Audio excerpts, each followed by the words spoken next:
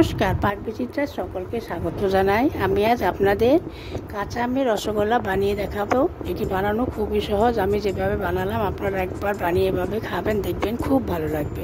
আমার রেসিপিটি কেমন লাগলো আমার কমেন্ট বক্সে অবশ্যই কমেন্ট করে জানাবেন। আর এই ধরনের নতুন নতুন রেসিপি পেতে হলে আমার চ্যানেলটি সাবস্ক্রাইব করবেন, আর নোটিফিকেশন পেতে হলে বেল আইকনটি অবশ্যই প্রেস করে দেবেন। আজ আমি আপনাদের আরেকটি নতুন রেসিপি করে দেখাবো, কাঁচা আমের রসগোল্লা। কাঁচা আমের রসগোল্লা বানানোর জন্য কী কী উপকরণ লাগবে সেটা আমি আপনাদের একবার দেখিয়ে দিচ্ছি।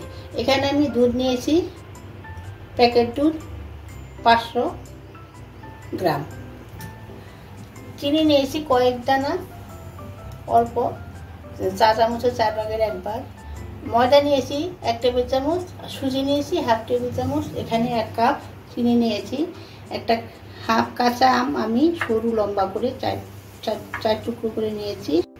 আর নিয়েছি অল্প পরিমাণে সবুজ ফুড কালার। দেখুন, গ্যাসটা অন করে আমি একটি ননস্টিক কড়াই বসিয়ে নিয়েছি। তার মধ্যে অল্প পরিমাণে একটু জল দিয়ে দিচ্ছি, দুধ দিয়ে দিচ্ছি। দুধটা এখন আমি জাল দিয়ে ছানা কেটে নেব। অল্প পরিমাণে জল দেওয়ার কারণ তলায় যেতে লেগে না যায়। এখন অনবরত নেড়েচেড়ে আমি দুধটাকে ফুটিয়ে নেব। দেখুন, আমার দুধটা ফুটে উঠেছে। আমি গ্যাসটা হাইতে রেখে দুধ ফুটিয়ে নিয়েছি।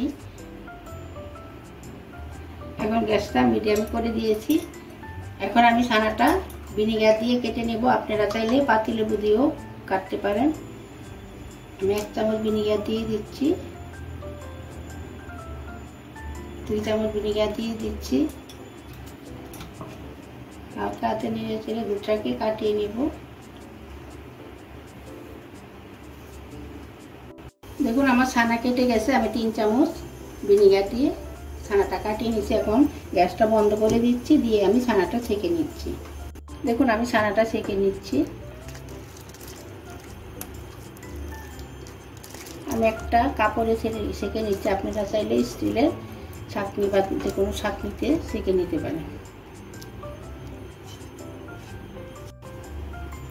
এখন ছানাটা আমি ধুয়ে নেব। দেখুন, ভিনেগারের গন্ধটা কাটানোর জন্য আমি নর্মাল জল দিয়ে ছানাটা ধুয়ে নিচ্ছি। 2 থেকে 3 বার ধুয়ে নেব, জল পাল্টে পাল্টে। এখন ছানাটা আমি ধুয়ে নিয়েছি। এখন আমি ভালো করে হাতে চাপ দিয়ে জলটা বার করে দিচ্ছি।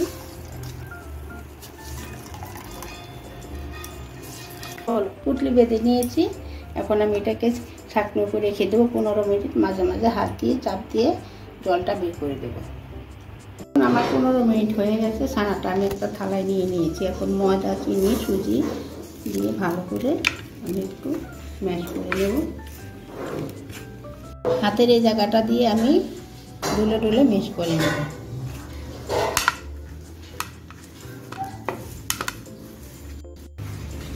দেখুন, আমি 5 মিনিট ম্যাশ করে নিয়েছি। এখন আমি ছোটো ছোটো লেচি কেটে নেব। আমার 5টা লেচি হয়েছে। আপনাদের লেচিটা আপনাদের ইচ্ছা অনুযায়ী করতে পারেন, ছোট বড় মিডিয়াম। এখন আমি হাতে গোল করে শেপ করে নেব।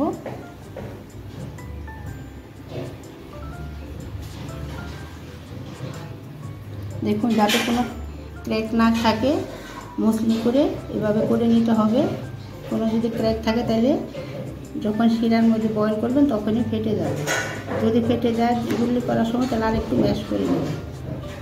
দেখুন, আমি রসগোল্লার শেপ দিয়ে নিয়েছি। রসগোল্লা শিরা বানানোর জন্য এখানে আমি 1 কাপ চিনি দিয়ে দিচ্ছি। 1 কাপ চিনি, 2 কাপ জল। যে পরিমাণে চিনি দিলে তার ডাবল জল দিতে হবে। এখন চিনিটা আমি মেল্ট করে নিব গ্যাসটা হাইতে রেখে। দেখুন, আমার জলটা ফুটে উঠেছে, চিনিটা মেল্ট হয়ে গেছে। এখন আমি কাঁচা আমের ফ্লেভারের জন্য কাঁচা আমটা দিয়ে দিচ্ছি। দেখুন, এখন ফুড কালারটা দিয়ে দিচ্ছি কাঁচা আমের কালার আনার জন্য।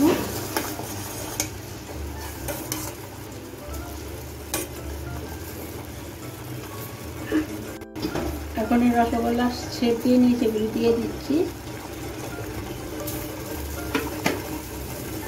এ সময় হাতা বা খুন্তি কিছু দিয়ে নাড়ানো যাবে না।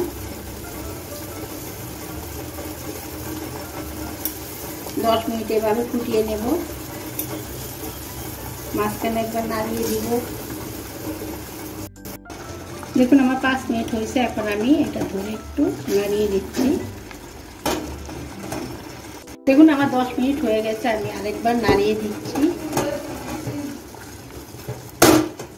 এখন আমি ঢাকা দিয়ে আরো 5 মিনিট এভাবে জাল করে নেব। দেখুন আমার 5 মিনিট হয়ে গেছে। এখন আমি গ্যাসটা বন্ধ করে দিচ্ছি। আমি এই রসগোল্লাটা পুরো গ্যাসটা হাইতে রেখেই জাল করে নিয়েছি। আর সবসময় এখানে খুন্তি বা কিছু ব্যবহার করা যাবে না, একটু ঘুরিয়ে ঘুরিয়ে দিতে হবে। দেখুন ফুলে কতটা বড় হয়ে গেছে। এখন আমি নামিয়ে নেব। ঢাকা দিয়ে এখন আমি 1 ঘন্টার জন্য রেখে দেব।